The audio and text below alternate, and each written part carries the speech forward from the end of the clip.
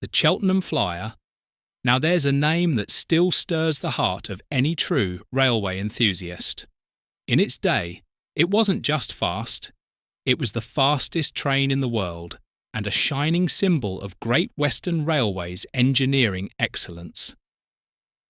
The story begins on the 9th of July 1923 when the Cheltenham Spa Express first took to the rails, running from Cheltenham Spa Station, James through Swindon and on to London Paddington.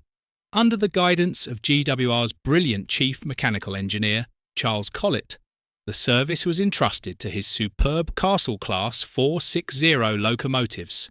Powerful, elegant, and beautifully balanced, they were built for speed, and they certainly delivered.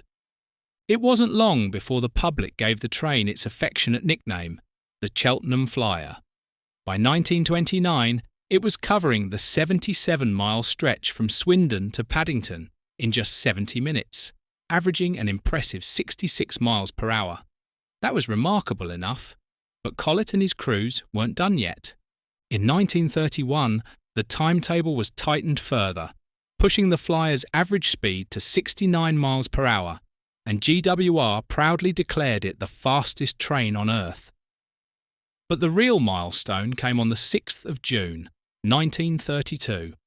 On that day, behind Castle Class number 5006, Tregenna Castle, driven by Harry Ruddock and fired by Mr. Thorpe, the Flyer made the 77.3-mile run from Swindon to London in just 56 minutes and 47 seconds.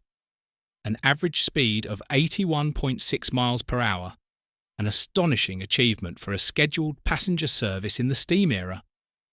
By September 1932, the timetable was officially slashed to 65 minutes, making the Flyer the first train in the world to maintain an average of over 70 miles per hour on a regular basis.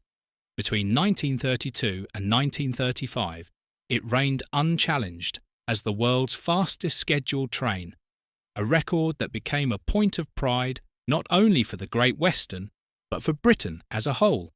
Of course, the Cheltenham Flyer was more than just a high-speed service. It became a cultural icon.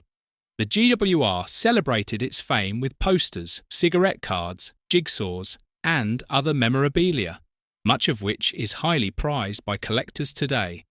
But as time went on, faster trains elsewhere began to eclipse it, and the Second World War put an end to the Flyer's glory days. By the post-war period, the nickname had quietly faded from timetables. So, can you still see the Cheltenham Flyer today?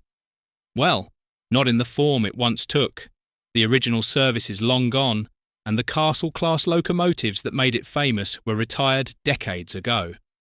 That said, several Castle-class engines have been lovingly preserved and can be seen at heritage railways across the country. And while the Flyer itself no longer thunders down the main line, the Cheltenham Spa Express name was revived in the 1980s and still occasionally appears on modern GWR services between Cheltenham and London. For enthusiasts like us, though, the Cheltenham Flyer lives on, in preserved locomotives, in museum exhibits, in photographs, and in the stories we still tell today. It remains one of the great legends of British steam. If you've enjoyed this journey into railway history, do give us a like, share, and subscribe for more tales from Britain's rich railway past. And tell us in the comments, which classic express would you like us to explore next? Until next time, keep the steam alive and the wheels turning.